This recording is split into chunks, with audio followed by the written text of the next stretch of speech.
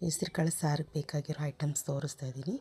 ಈರುಳ್ಳಿ, ಶುಂಠಿ, ಬೆಳ್ಳುಳ್ಳಿ, ಒಣಮೆಣ್ಸಿನ್ಕಾಯಿ, ತೆಂಗಿನಕಾಯಿ, ಧನಿಯಾ ಪುಡಿ, ಅರಿಶಿನ, ಎಣ್ಣೆ, ಮೆಣಸು, ಜೀರಿಗೆ, ಅಕ್ಕಿ, ಸೋಂಬು, ಲವಂಗ, ಏಲಕ್ಕಿ ಇದಿಷ್ಟನ್ನು ರೆಡಿ ಮಾಡ್ಕೊಳ್ಳಿ. ಈಗ ಒಂದು ಬಾಣಲಿಯಲ್ಲಿ ಈರುಳ್ಳಿ, ಕರಿಬೇವು, ಒಣಮೆಣ್ಸಿನ್ಕಾಯಿ, ಶುಂಠಿ, ಬೆಳ್ಳುಳ್ಳಿ ಹಾಕಿ ಫ್ರೈ ಮಾಡ್ಕೊಳ್ಳಿ.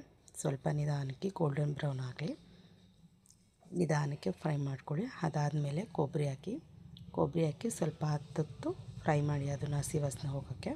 ತೆಂಗಿನಕಾಯಿ ಇದ್ದರೆ ತೆಂಗಿನಕಾಯಿ ಹಾಕಿ, ಇಲ್ಲ ಇದು ಬೇಕಾದ್ರೆ ಇದಾಕೆ. ಅಷ್ಟರೊಳಗೆ ನಾನು ಹೆಸ್ರು ಕಾಳನ್ನ ಸ್ವಲ್ಪ ಬೇಯಿಸ್ಕೊತಾ ಇದ್ದೀನಿ. ಇದು ಫ್ರೈ ಆಗಿದ್ದಕ್ಕೆ ಸ್ವಲ್ಪ ಅರಿಶಿನ, ಧನಿಯಾ ಪುಡಿ, ಗ್ಯಾಸ್ ಆಫ್ ಮಾಡಿಬಿಟ್ಟು ಇದನ್ನು ಹಾಕಿ. ಆ ಬಿಸಿಯೆಲ್ಲ ಇದು ಸ್ವಲ್ಪ ಘಮ್ ಅನ್ನುತ್ತೆ, ಮನೆದೇ ಇದು.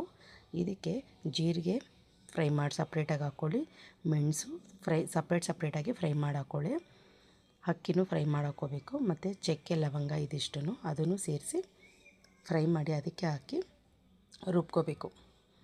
ನೈಸಿಗೆ ರುಬ್ಕೊಳ್ಳಿ. ಇದಕ್ಕೆ ಸ್ವಲ್ಪ ನೀರು ಹಾಕಿ ನೈಸಿಗೆ ರುಬ್ಬಿಟ್ಕೊಳ್ಳಿ. ಈಗ ನೆಕ್ಸ್ಟು ಇದಕ್ಕೆ ನಾನು ಆಲೂಗಡ್ಡೆ ಬದನೆಕಾಯಿ ತೋರಿಸಿರಲಿಲ್ಲ.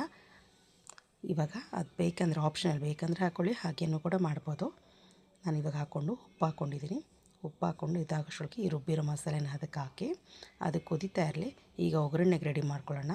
ಅದಕ್ಕೆ ಸಾಸಿವೆ, ಈರುಳ್ಳಿ, ಒಣಮೆಣ್ಸಿನ್ಕಾಯಿ, ಕರಿಬೇವು ಇದಿಷ್ಟು ಹಾಕಿ ಫ್ರೈ ಮಾಡಿ, ಟೊಮೊಟೊ ಹಾಕಿ ಫ್ರೈ ಮಾಡಿ ಅದಕ್ಕೆ ಹಾಕಿದ್ರೆ ಸೂಪರಾಗಿರುತ್ತೆ. ಅದು ಟ್ರೈ ಮಾಡಿ ನೋಡಿ.